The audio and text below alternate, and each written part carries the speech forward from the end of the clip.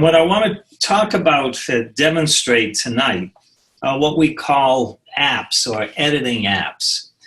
Once you take the picture, that's only the beginning.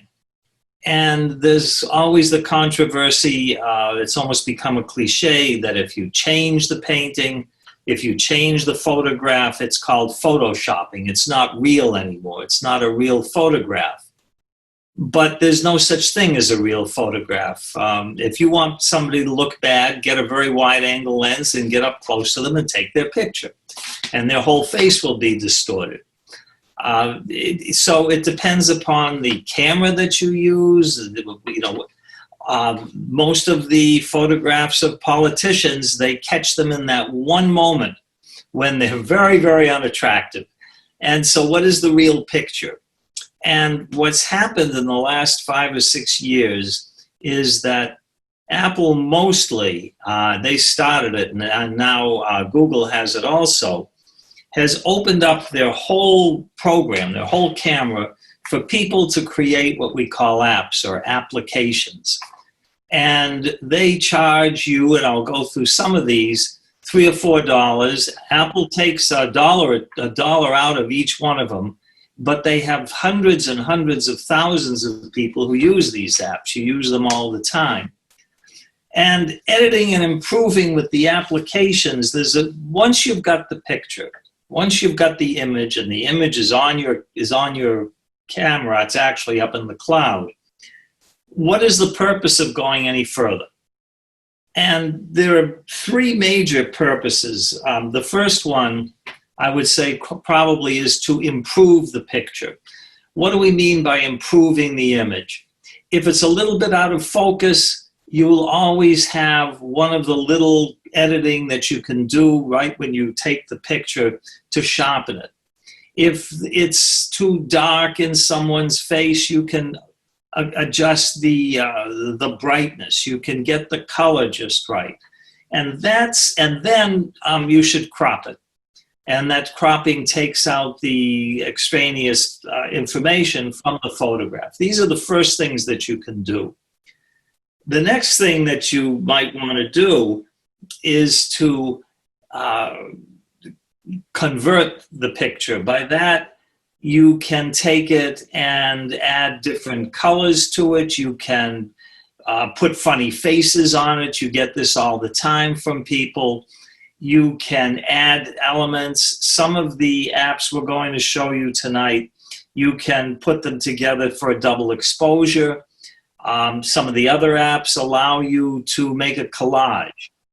And the final thing is a total transformation. By that I mean you may have a picture of a flower, and there are apps now that will allow you to do a watercolor just like that.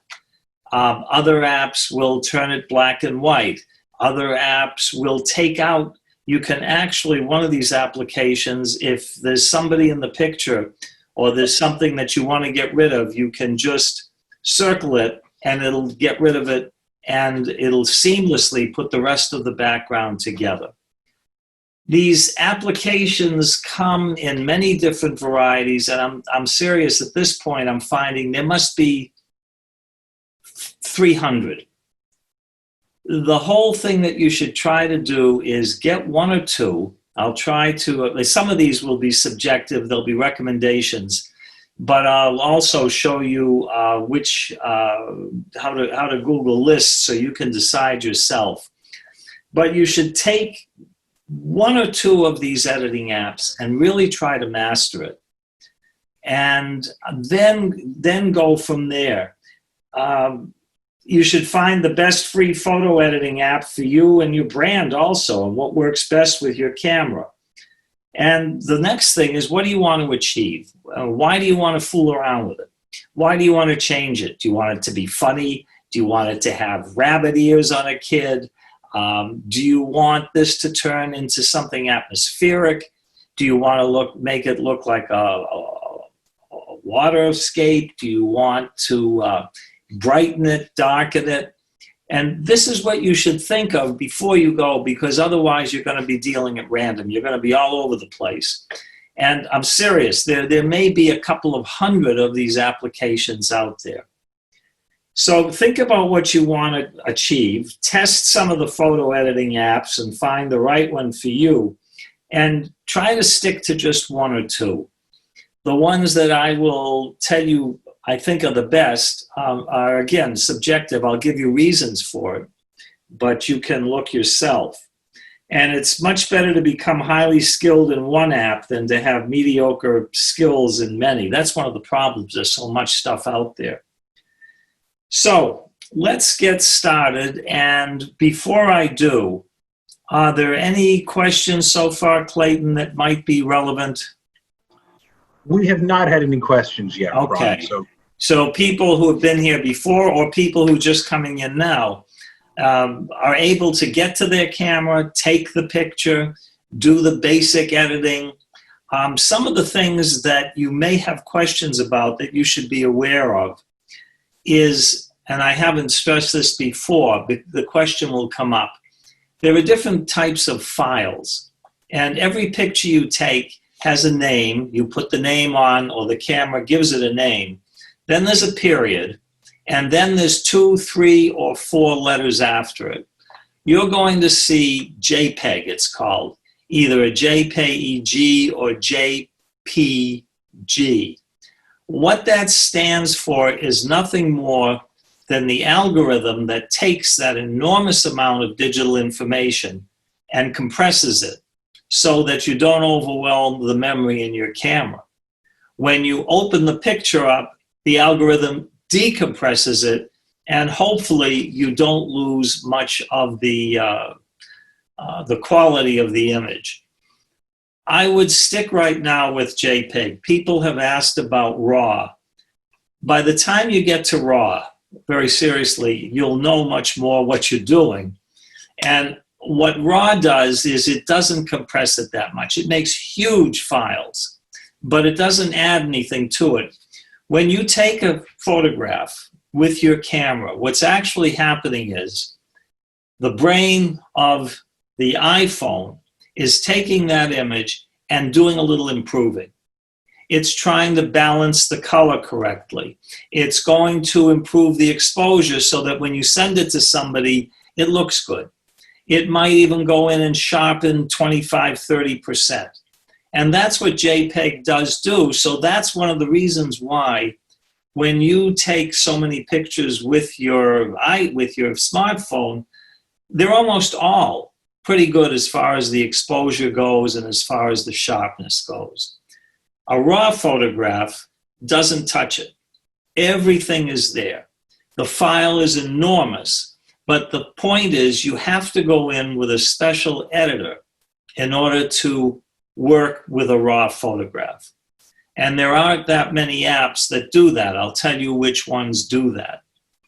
The other thing that you should be aware of that sometimes comes up, you have a choice of the size of the file.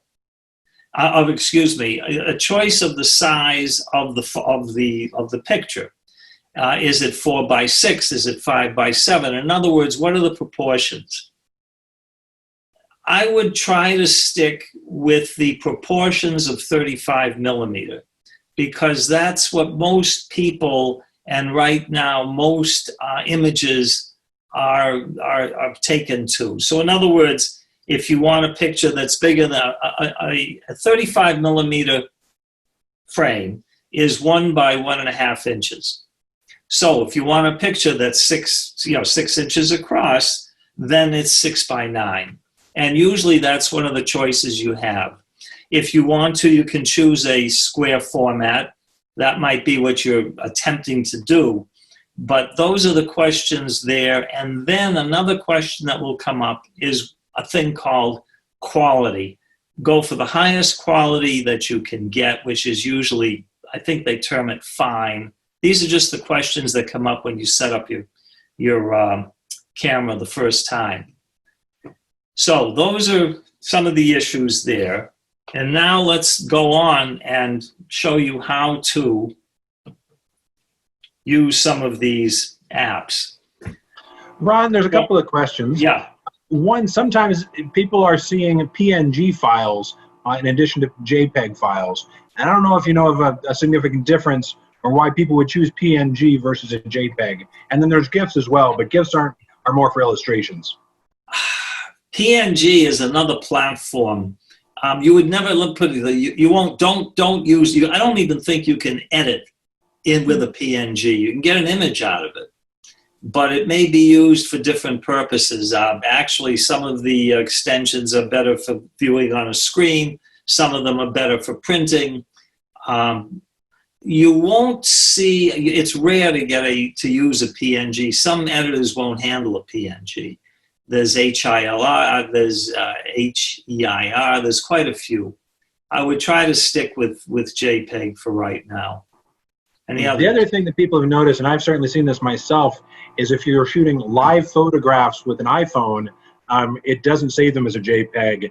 And in fact, they use their own file format. So yeah, talk to people a little bit about that, because I've had problems sharing. That's driving me nuts. I think that the file format, what is it, HEIC? I think that's what it is. That is a new format that Apple has been dealing with, and they like it because it takes up less room. That's fine for you to use, but you may find out that some of the apps we're going to be using and some of the the editing applications like Photoshop sometimes have trouble recognizing it. So if you have a choice when you're setting it up, I think you always have a choice of having JPEG with your iPhone or the HEIC, I think is what it is. I would use JPEG, because then if you take your picture, your file, to a service such as CBS or any other place to have them printed, they sometimes have trouble with it.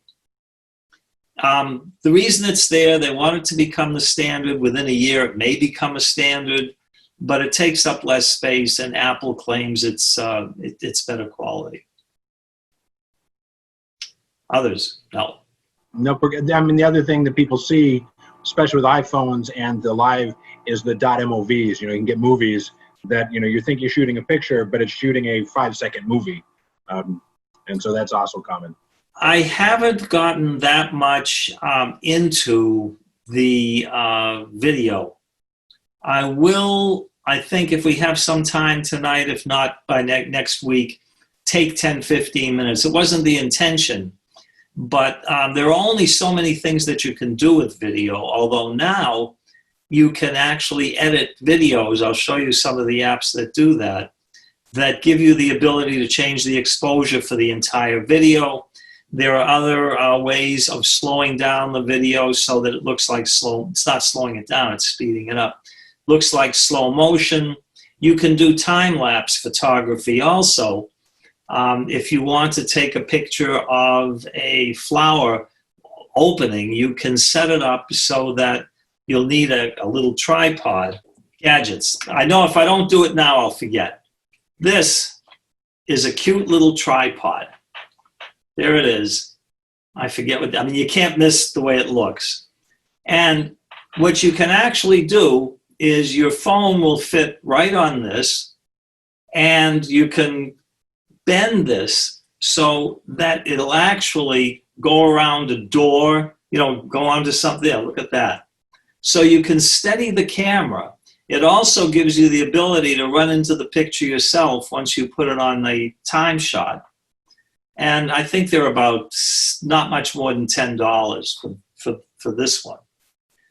And then there are some fancier ones, and these are maybe $15, and they're miniature tripods that are very, very steady.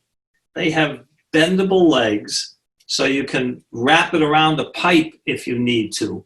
And if you carry one of these with you, you'll find that there's always a place for you to put it down and steady it. And if you're going to do time-lapse photography and set it up, let's say, for every hour, you can have the camera take a picture every hour, you'll get a time-lapse photograph, and the computer and the camera will adjust for any small shaking, so you'll get a series of images. So these are little And I think you can get them almost anywhere, and they're not expensive. You just asked the question, and a couple of people are asking if there's a particular model of tripod, or if you have places. Do you just go to Amazon, or how do you? Yeah, I mean, just Google. Just try smartphone tripod, and I'm sure you'll come up with a batch of them. These are the two. This one has been around for a long time. This one I've seen recently. Another question was if you could demonstrate how you actually put your phone onto the tripod, because yeah, it's not obvious. You have to get a clamp on this. I was using this with a different phone. That's a good question. That's a very good question. We stumped you. There it is. I have there's an extra piece that you need. It fits into a clamp, and I'm not sure if the clamp comes with it. Don't get it until you find out how to do it. Other folks have seconded that. Yeah, you need a bracket for it. Has anyone found no exactly? I think I have just a generic bracket. Yeah. I haven't used the bracket in a while, but make sure you get the bracket. Speaking of hardware, somebody else threw out a question, and you addressed this in a previous class, but they were asking about there's a name brand for Moment lenses and the Moment app, and maybe you want to say it since we're talking about add-ons. It might be worth repeating what we said in previous weeks about lenses and other add-ons that you can do that could be worthwhile or not. Yes, I have. I'll show you later. I have those. I was going to use them maybe later, or I'd rather have some time to just get them set up. You can buy accessory lenses that come in a kit usually, and they fit over the lens of your phone. What they do is they give you a telescopic, not effect, a real telescope. Some of them are wide angle, and they're range in price from anywhere. Some can be very expensive. It can be about $100 for 2 or 3. Another option is the macro lens, a true close-up lens. I haven't heard or seen any yet that are of high enough quality that I would use. But if you want a telephoto lens, you can try one. Your best bet is, the only place I know that now sells them where you can try them is Hunt Photo in Harvard Square and in Melrose. They're is Newton Camera still, I think, in Massachusetts? I think Newton Camera is still open, in operation. And go in and take the thing, put it on, and see what it looks like. But the only place I've found around here was Hunt Photo. So before you get one by mail order, I would try one out or find someone who has them. You don't see many people using them. There's usually a good reason for that. Others. All right. Let us go now. And I'm going to switch to the screen here. Okay, you can see my screen? Yes, we can see your screen. Yep. Okay. You have now shared your phone. All right. Your Mac. Yep. Okay. All right. So the first thing that you want to do, and those of you who have Android operating systems or Android phones know yourselves, I'm sure, how to go in to, I think it's called at that point, Google Apps. I forget what the term is. And you go in through there, and that's where you purchase your apps, which is what you see here. What I've done, and most people eventually do, is gather your apps into categories. So what you can see here is this is books, this is Apple, do it however you want, and this is photography. And so have all of your apps in one major album on your phone. When you go to get an app, you will go and let's do it this way. Oh, I know why, because I'm using my screen instead of my hand. All right, let's go back here. and go to photography and go to, let's say, Apple, and go to the App Store. And once you go to your App Store, I'm using the Apple Store right now, and you want to go and get an application. The first application, let's try to get, this is one of the best, it's called Snapseed, Snapseed. I've tried to go out and find all the free ones, but I'll tell you the ones, you'll find some of them, the most expensive are not more than $7 or $8. But there's a slew of free ones, and this is a free one. And you'll go in and go to Snapseed. Now, you've got to be careful here, because when you go into Snapseed, there'll usually be some other app that's trying to sneak in. And they'll come in, so be very, very sure that the app that you're going to get is the right one. The other thing to be very careful about is sometimes you'll go online and an application or a widget will try to attach itself to your browser. Be careful about that also. You'll see it. It'll ask you, finally, do you want me to put this in the browser? You go to Snapseed, you'll download it, you'll open it, and you're into your application. Snapseed is an incredibly robust editing tool, and it's free. And what you can do with it is you can, first of all, it gives you the overall look. So you can change it to different looks, HDR. And what you can also do after that is there's a series of tools, and this will drive you nuts. Look at the tools that you've got. It's more than you'll have weeks of playing with this. You can tune the image. What do you mean by tuning the image? You can have the image so that you can change the brightness, you can change the highlights, the ambience, the warmth, the contrast. If I wanted to change the brightness, you can do it. And all of these tools are there that you can use. And the tools go from details. It'll sharpen an image. You can go and do, I don't know, I'll show you how much you can actually do with it. I think I'll get a better picture here, so give me a minute. And let's go to back to here. There's a thing also called curves. And this is one of the first tools that Photoshop invented about 20 years ago. And it's very, very effective. And what it allows you to do is to pick out a particular tone and a particular place of brightness and change the relevant brightness all the way through the picture.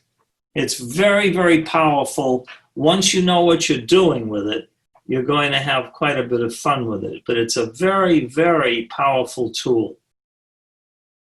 You can expand it. You can take it and you can rotate the picture.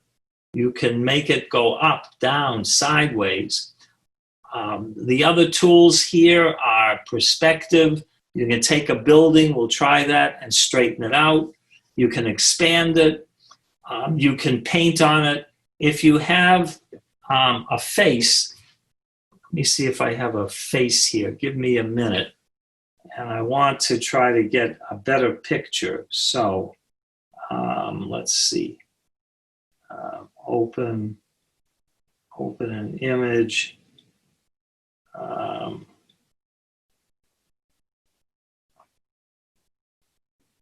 Here we come, 1 minute.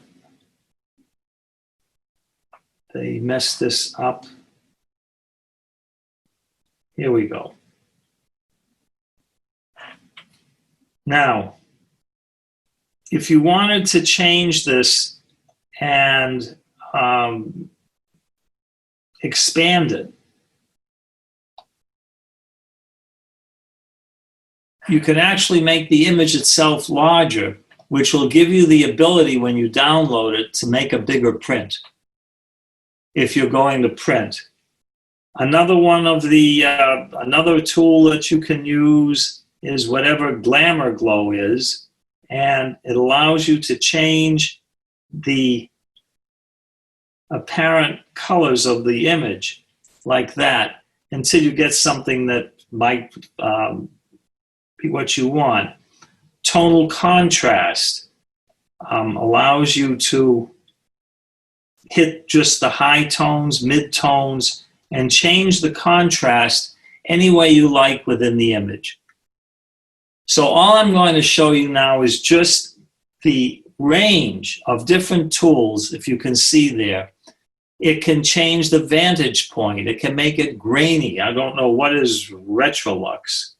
There you go. Makes it look like an old photograph by changing, again, the tonality. The issue here is not exactly what it's going to look like, but the number of tools that you have that you can use. You can change it into many different visions of black and white, like that. These are things that you could never do up until the last couple of years. So this one is called Snapseed, and it's got, I haven't even begun. It's got maybe 20 different controls on this. You can do a double exposure with it. If you want to, you can even put a frame around it. And if you want to put a frame around it and send it to somebody with a frame, you can do that. If you want to print the picture eventually, or you want to frame it in a frame and you want it to have its own particular look, you can do that. People used to actually file out their negative carriers just so they could get a little black border like this. Ron, when you're making all these changes, do you preserve an original? How do you make sure that you can go back?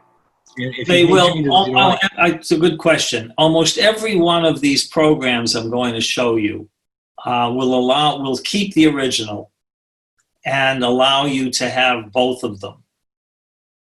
I would, and before you, and it almost always gives you a choice to save it or to export it. And then when you finish with it, you could even, in this one here, you can actually write a caption on the picture. So if you want to send a birthday card, make your own birthday card, you can do your own texting right on the photograph. It's right on the image itself before you send it to somebody, and make a personalized message. And this is all done with Snapseed, and it's free. I'm not sure what the catch is. Usually what the catch is that as you get really good at this, they come up with something that's even better, and they charge you $3 perhaps to, for example, there's one that I'll show you that has a very, very good nighttime part of the app, but you pay $3 more for it. But none of these that I've ever seen are much more than $5 or $6. This one's free. I'm going to show you 3 extraordinary free ones. So there it is. You can have different styles of text. Double tap to change text, okay, and you can go in there and change the text. Double exposures, frames, lens blur. These are all the different controls that you have using this application. Looks. Ron, do they add watermarks, or are there free apps that add watermarks to make you pay to remove their watermark or something? No. There are some where you can add a watermark so that you can send a proof to somebody so that they can't use it before they pay you to remove the watermark. So as a professional photographer, if you want to send proofs out, for example, of a wedding, and you sent them proofs that they can use that don't have anything on it, why pay you? You can scan a 5x7 and have it blown up as big as you want anyway. So you can put one in. And a copyright also, you can have an invisible copyright that these will put in for you. And when you Ron, these are all apps that you use on your phone. These aren't applications that you install to your computer, correct?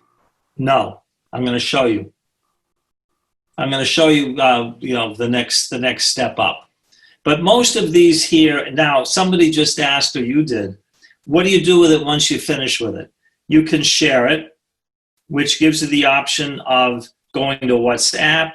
If you want to, you can actually send it to Kindle, WhatsApp, or you can mail it. So you can take a picture, do what you want with it, and then mail it, email it, then export it. If you want to make sure you've got it, you email it to yourself, and it comes to you as an attachment, as a JPEG file, and then you've got it to do what you want with it. That's a very good way of doing it. So all of these options here, you can send it to notes. You can do almost anything with the picture as an export, and you can also copy it if you want another copy of it. So these are the different export tools that you've got. Creates a copy with the changes, and notice if you see down there, it says you can undo. That was the question. You can undo the edits if you want to do that. You can share it, or you can, even better, you can open it in, and what you can do is save it to a file, or send it to almost any other actions that you want to do that you can do with your phone. So that is Snapchat. That is a fairly close editing tool. It's a very, very good editing tool. There are a few others that are extraordinary. And these are the ones I want to show you first before we get into all the funny, all the ones that really transform. The two best, and I'm still not sure how they do it, is Photoshop Fix. Photoshop costs $680 when you buy it for your Mac or Android, almost any platform now. Photoshop is the original editing photo application. It's been, I think, almost 25 years. It was one of the first ones. They give this thing away, and it'll do, I'm finding out, almost everything that the $600 program will do. I'll show you that now. So you can go there, you download Photoshop, and we'll use Photoshop Fix. And there is, get rid of these pictures. You got to be careful, don't you? How the heck do you go out there? All right. One of the things that happen when you get these apps is they'll give you a tutorial. And it's a good idea sometimes to go through the tutorial, see what they're talking about, and then they'll even give you help so that you can go out and use Adobe Fix, and it'll give you all of this general information, and I would go through it. In other words, it's a manual. It's a very detailed manual on how to use this. If it says, can I use Photoshop Fix to adjust pictures, and you go to it, and it'll tell you step by step, very simply, rather than having 15 pages of how to do this and what to use and what controls to use. So most of the good ones come with, now if you want to, they will allow you to pick up access the camera. You say okay, And at that moment, if you take a picture, I'm just doing this right here, and you use the photo, you then have the ability to take it, crop it however you want to, just like that. Then you can flip it one way to the other, flip it that way. You can change this that way. And then what you can do is go back to the original. You have different formats that you can use. And then it allows you also complete adjustments. I'm using this because there's light and dark in this room, and there's some color, so it's an easier thing to do. And it allows you to do all the things that you can do with Photoshop. You can change the contrast, warmth, saturation. Again, you want to make highly saturated. Shadows, you can bring out what you can't see from the shadows. So what this is allowing you to do is to adjust almost everything that you would normally do after you've taken the picture.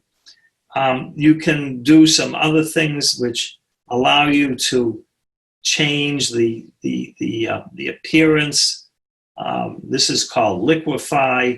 You can do swell, which allows you to take the picture and swell certain. You can twist it. It'll find the face for you. I'll show you one with a face. So all of these controls down here are essentially what you used to get with Photoshop. And what Photoshop is used for, mostly, I would say, in this case, is to take the picture and adjust it however you feel like that. All of a sudden, again, you've taken it and now you can see the different detail in it. You could have taken it and made it more contrasty.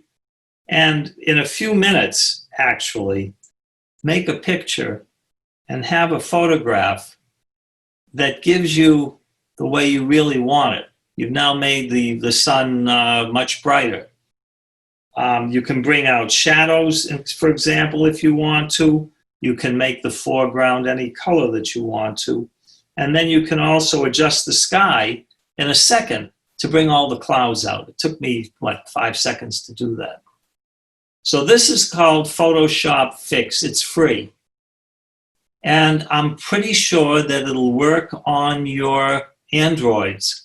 Also, those of you who have Samsungs or LGs, that you can go to the Google Store and download Photoshop Fix. And these are just some of the different adjustments that you can make. What is light? Brush. Oh, you can take a brush and brush over it to make certain parts of it. Oh, wow. I'm not sure what it's doing, but you can take a brush and change colors. I didn't realize you could do all that too. And you can take a brush and make it darker or lighter. So you could go in here on someone's face that's in the shade and actually just lighten up that face so that people can see the detail in it. Because you can take the brush, it'll take some practice, and you're using your finger, and you can go in there and just brush over certain areas. Structure, I don't know what structure, and restore it. So these are, you can defocus, paint, liquefy, adjust, crop. Healing, let's see if I can do a healing on this. It might work, but I don't think I'll have to get somebody's face and actually heal it. When it says healing, it'll take a blemish on a subject's face. And if you use the healing brush, when you go in there, it will actually, the app itself will allow you to brush over that so that you can't see a mole or you can't see a pimple, and it will smooth the skin out on a portrait. That's what healing is. And all of these controls are part of a free application. So, Ron, there's a couple of questions. Yeah. One of the questions was simply about the app. We're using Photoshop Fix right now. Right. We saw Photoshop Mix on your phone as well. But I'm going to show you four different Photoshop apps. Okay, so hold on. We'll learn about Mix in a minute. The other question, are they, and they're both free? Or Fix is free? You'll tell They're about all free. So far from what I've found, they're all free. Okay. The other question is, so with all these options, both in Snapseed and in Photoshop Fix here, there's so many options. How do you know when to quit messing? Is there no right or wrong? Like, you never know. How do you decide what's the right edit to make? That's where you got to be careful, because you've got infinite options. You can go nuts. Some of us are pretty close to nuts already, Ron. So be careful. Once you start playing, it used to be you burned or you dodged while you were making the print, and there wasn't much you could do, and that was it. And sometimes you could change the chemistry. And other than changing the chemistry, and you had a choice of film. Some film or color films came in different varieties of shades. It's an almost infinite thing. You'll play with it. Hopefully, eventually, you're going to get to a style that you like. You're going to get to a couple of controls that really work well for you. And I would perfect those. Use only one or two of these apps. Snapseed is good, but these Photoshops are extraordinary. I'll show you another one here that's the most popular professional editing app out there. So here, again, with a face, if you wanted, for example, here to bring out the eye, the subject's eye in the shadows, you can do that and correct that if that's what you wanted. If you didn't want that, if you wanted it more mysterious, you have all of these controls that allow you to do this. If you wanted to change the aspect or the color or the tone after you take the picture, you can do that. There's always immediately exposure, opening that up. Look at that. 2 seconds. To do what used to take in a dark room, if you couldn't do it. Be very difficult to do. And Photoshop is very, very good at this. I'm showing you, if you wanted to just adjust the highlights or the tones, notice her hair and watch what I can do with her hair. The hair is in a highlight. If I really want to add some emphasis to that side of the picture, see that? And it's made it much, much brighter and given it a totally different aspect. So these are quite a few of the different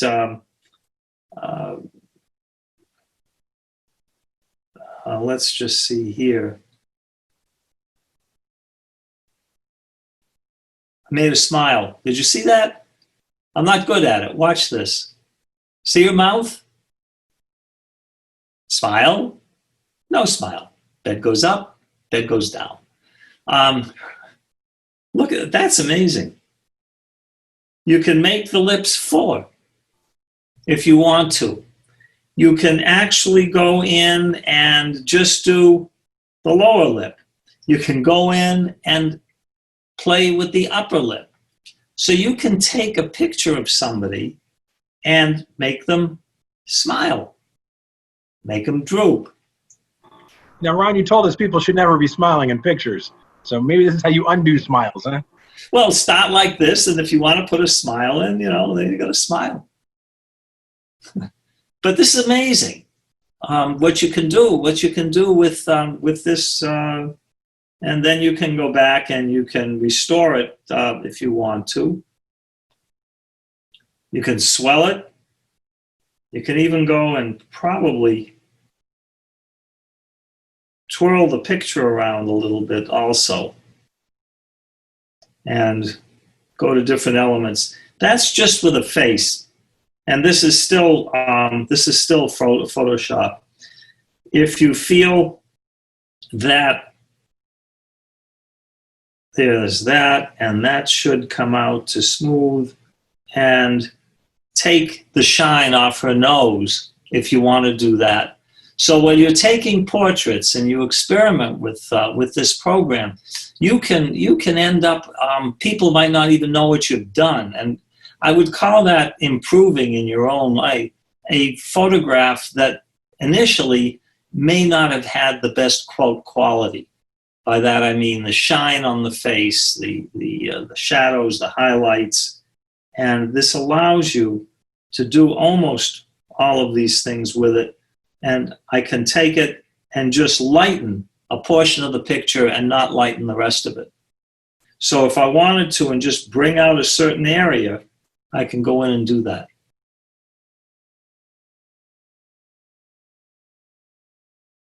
It's amazing. And then, of course, as I said, you can paint. If you want to, you can go in and make the picture fuzzier so that she looks a little, look at that. So if you've got I'll give you an example. You take a photograph of 3 people, and 2 of the people you don't particularly want are not the object that you really want. It's not the subject that you want. You can go into that right here and just defocus the people that you don't want the observer's eye to go to, and focus just on the person that you want. And that's what this does here. And there it is, and I've defocused her face. Or if there's an element of the photograph that's distracting, you can take this defocus and go in there and blur it out. For example, the behind Clayton's head, or behind mine, there's a post. I shouldn't have done it this way, but anyway, so there's the post behind my head. It is distracting. So there's a post. If I was a photograph, I could go in with this. I could take the picture and go in there and blur it out so that it's no longer a distracting part of the photograph. If you want to, you can go back to it and restore it just like that. So you can experiment in real time how you want that image to appear.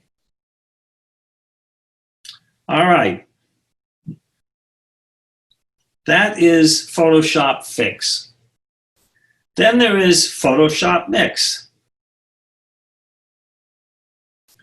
This is Adobe Photoshop Mix. What Adobe Photoshop Mix allows you to do is to take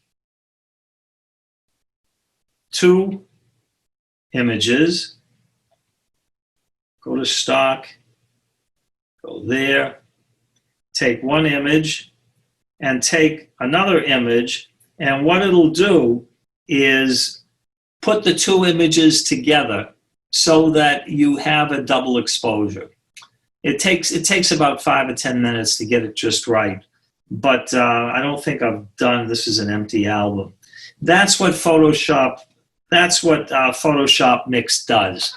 It's used almost primarily for double exposure. If we have time, I'll go back and do one. But that's also free, and that's another one you can play with. Then there is Photoshop Express. All right. What can you do with Photoshop Express? You can have, again, different looks. See that? Gives you that option. There's a vignette. This is a different color.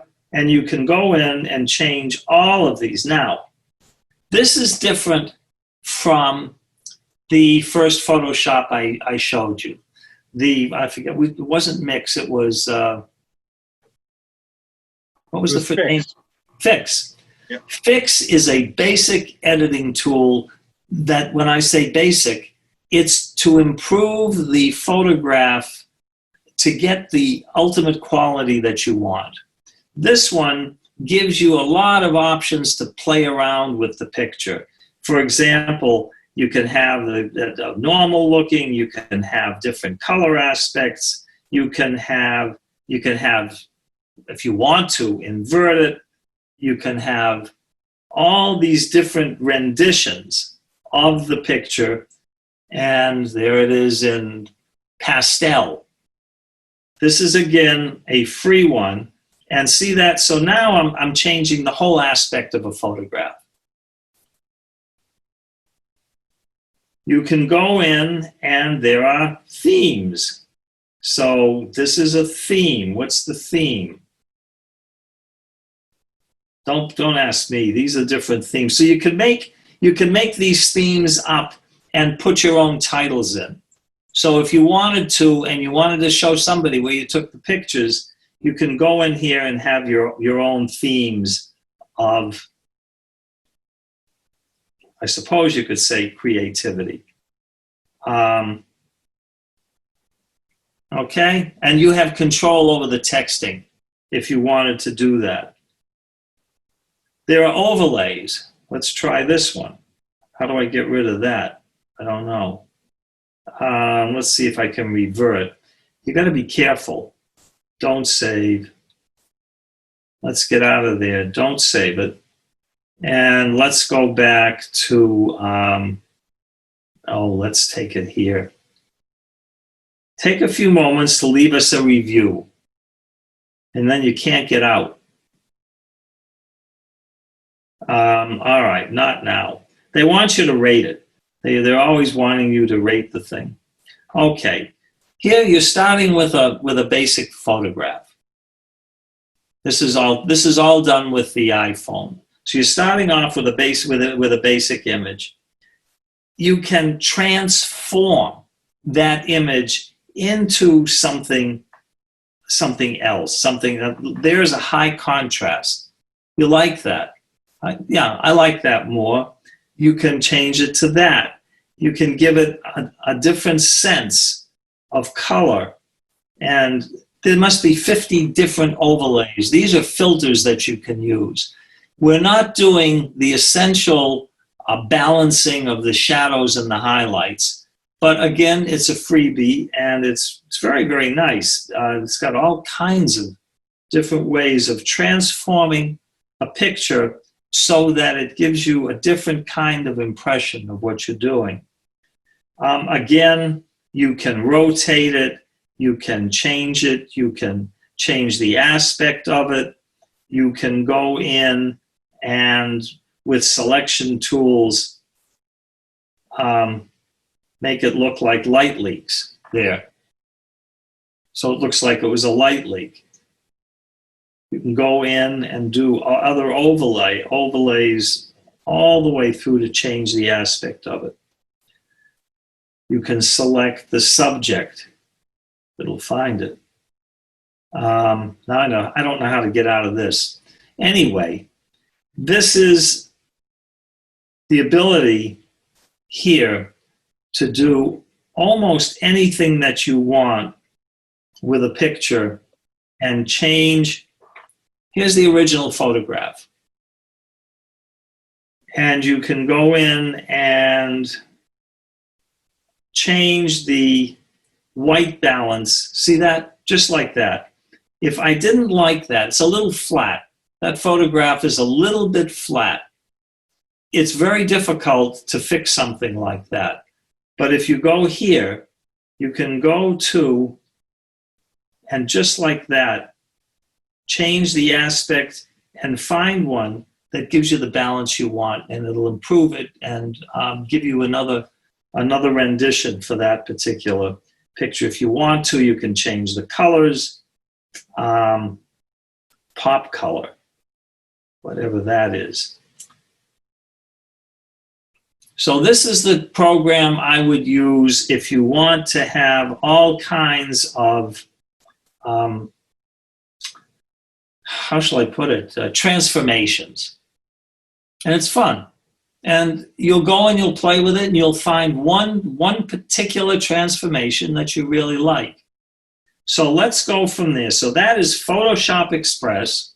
We've seen Photoshop Fix.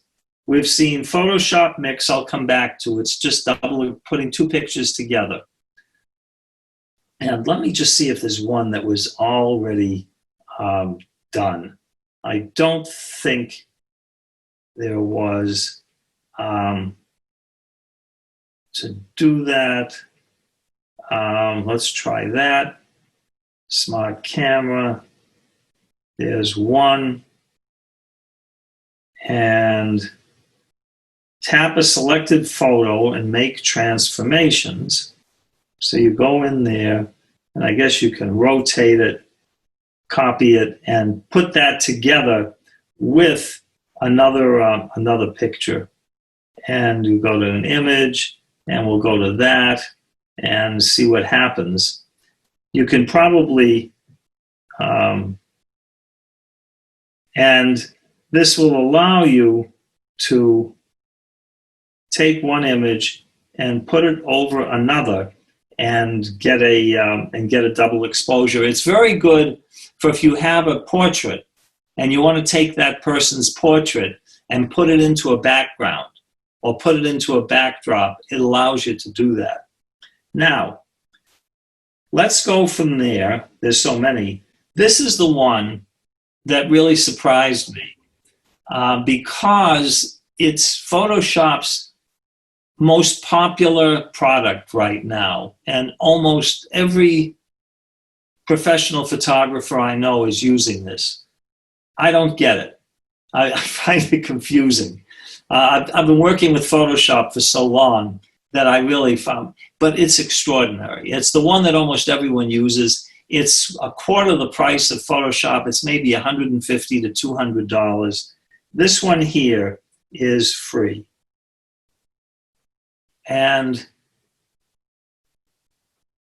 put messages not now.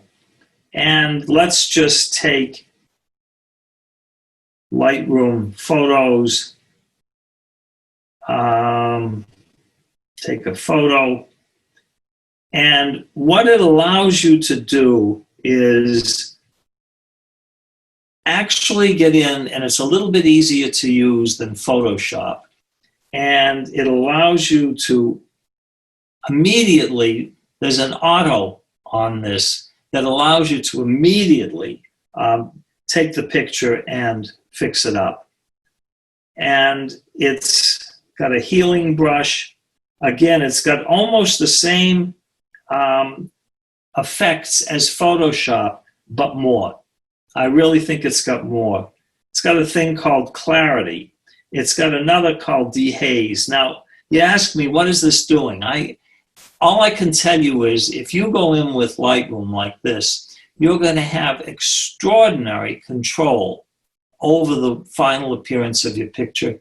I would say possibly even more than Photoshop. Optics, it will correct for the chromatic aberration of the lens of your camera. It will go in and know that you're using a particular smartphone and have an algorithm that corrects for that one particular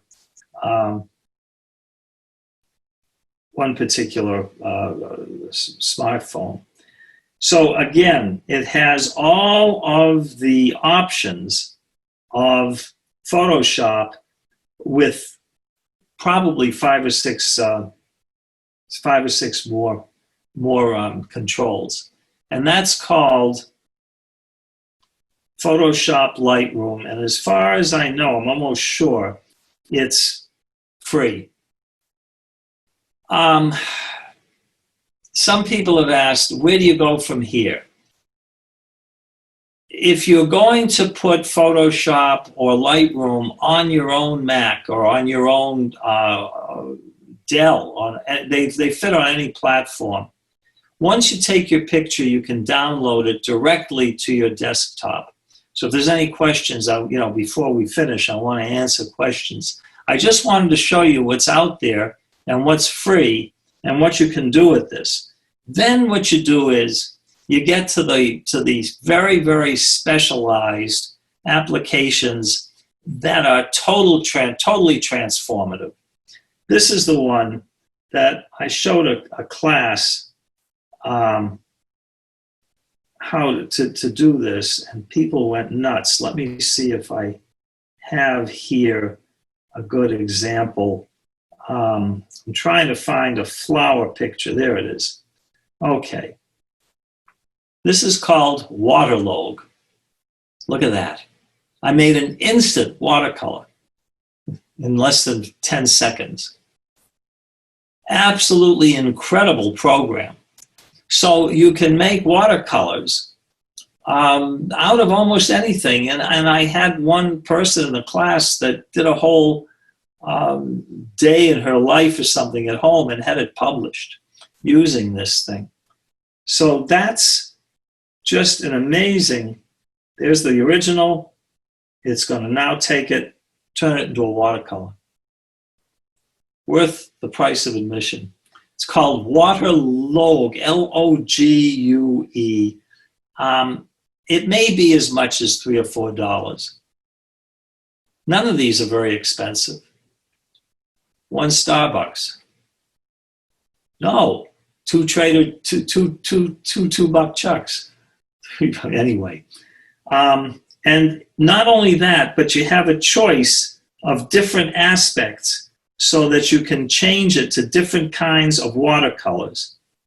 And it is absolutely incredible I'm trying to get back to something that would look good.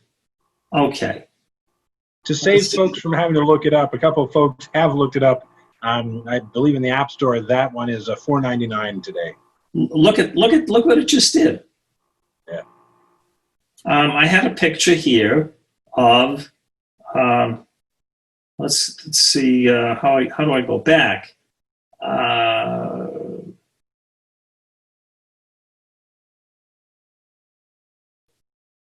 You can go back. You saw the original. I almost lost the original. I didn't lose it. It's still there. There is another watercolor of a wall. That was, the original wall. You can see there with the plant in front of it. It's $5. It's amazing.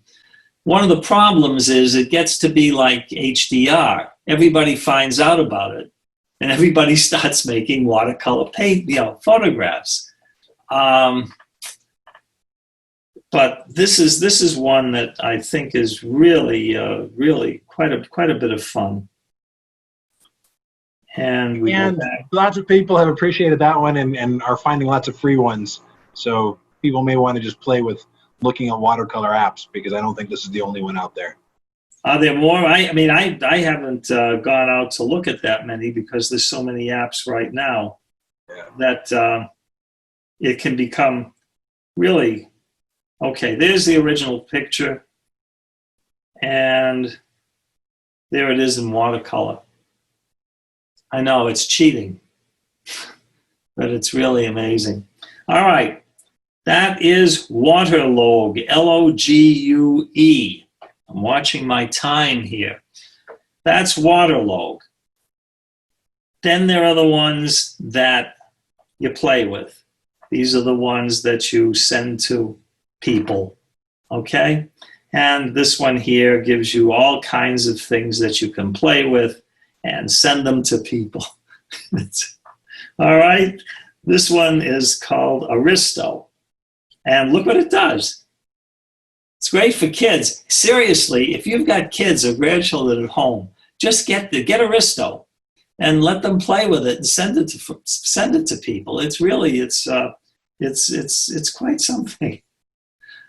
That is, and these what I mean by transformative. I think this one's free. I think so. That is called Artisto, A-R-T-I-S-T-O. I will post some. I can do that right between after this class, next day or so. Post lists.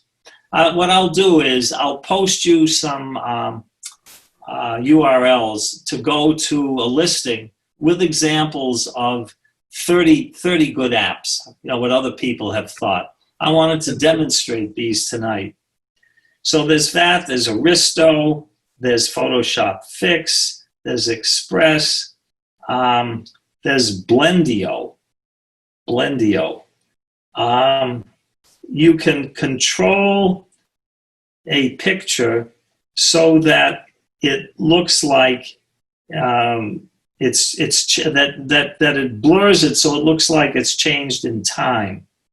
It's motion blur.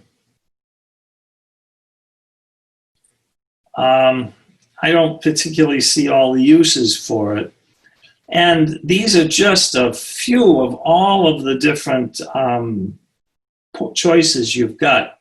This is called VSCO, VSCO, and it allows you, again, to have an enormous, I think this one's good, to edit the media. This one's good because it's such a flat picture to start with. And again, what this gives you is the choice of all of the different aspects and gives you the strength. And it's a very, very good editing tool again. And that one is called, a lot of these do specialized things. That's VSCO. Darkroom, that's another one. Darkroom, again, allows you to do all kinds of changing with filters. As I said, get one or two to begin with, and just stay with that. Photoshop Camera. I think we looked at that. No. That allows you. Aha. Okay. This is, wow. This is a new one called Photoshop Camera, PS Camera. I think it's free, and it allows you to totally transform the picture. I'm just aiming this here at a desk, and as I'm looking at it, it allows you to really play around with the art. Look at that. It's totally transforming what the image would be. It optimizes food, scenery, changes all of these. And this one is called Photoshop PS Camera. Let's go together and see if Photoshop Camera, PS Camera, Photoshop Camera. Now, you got to be careful. You want to go to Photoshop Camera, and there it is, and it's free. Finds the face, takes a portrait, transforms. These are just some of the options. This is live. This is happening in live time. I've never seen this. And you can take a picture of somebody and transform it into something like this. It's pretty neat. Anyway, again, it's free and it's called Photoshop Camera. All right. One more, and then we'll take some questions and we'll slow down here. And this is the probably used to be about the best editing tool before Photoshop let everything out. And the beauty of this one is this one really allows you to control the photograph that you may not have been able to do. This one here is called Pro Camera, PROCAMERA. And this is the one that allows you to take in very, very low light. It's almost dark out there. And you can take pictures I'm not exaggerating. You can go out at night and take pictures by moonlight with this thing, and it will actually fix it up so that it doesn't. Yeah, there it is. It doesn't lose the detail at night. So it's got low light and others, but what the beauty of this one actually is the tremendous number of controls that you have. This is one of the few that, I'm going to turn this off, this is distracting, that you can have a manual control. So if you want to go in and control the shutter speed, and you want to take over all of the focus, and you want to be able to completely control the exposure and the ASA, that's the one to use. It's up to about $7 now, and with the control that Photoshop seems to be giving you right now, I would say that that's not necessarily the best one to use. Let me just go back over here. So Ron, yeah, begs the question, looking at all these apps and all the options and feeling totally overwhelmed, it's clear you have got a phone that has a lot of storage space on it, but let's say you're working with an older phone and you have to choose one, or you have to choose maybe two. What would you start with, and how do you recommend people explore these in a way that doesn't just chew up all the memory on their phones? That's a good question. Most of the new phones, I just found out, a friend of mine had an old LG phone. I went into T-Mobile to look at the phones. The cost of memory has come down so far that almost any phone is going to give you the ability to load. This is an older phone. I must have 15 apps just alone in this on here. So I wouldn't worry about it. And I would, if you're going to try to do something like RAW, if you ever get into it, you may run out of memory, but I don't think you're going to have to worry about it. Even the cheaper phones, the $300, $400 phones, should work fine. Okay, so let's just think about our most precious commodity, which is our time. If of all these that you've shown us tonight, which would you recommend people? I mean, it's going to take time to explore any of these and figure out what you like. So if you had to pick one or two, what should people try first? Because I think my advice would be, go and play with one. If you like it, stick with something that you like rather than getting overwhelmed by the options until you get bored, and then delete it and try something else. Or, if you're not worried about space, just get another one, but exhaust the possibilities until you. I'm going to go here, and I want to just so that you'll remember them, and put down share, and let's go back. Okay, I would probably start now because there are so many. I would go to probably Photoshop Fix, because that is a basic editing tool. It's very good. It's been around for a long time. It'll give you the ability to sense what kind of control you want. Photoshop Express, Snapseed is very good also. Photoshop Express gives you more options of transformation. And the other one I would try is Lightroom. Lightroom, I would say now, if you're just starting out, go to Lightroom. Go to Lightroom. I just happen to have been using Photoshop for 20 years, so that's why. But I think Lightroom might be the way to go, to just start with a very, very good free editing tool. And then if you want to mess around, you can use, all of these different, whatever Tezza is. You'll find these. It must be one of these things, again, that allows you to transform the picture into something else and transform it into a face or put text in. The other one that I would possibly use is, if you really want to control everything. I used to say pro camera, but at this point, I'm not really sure what the advantages of pro camera are, except for the ability to use raw files. And it's going to be a while until you can use raw files anyway. And so stuck with that one, with the Lightroom.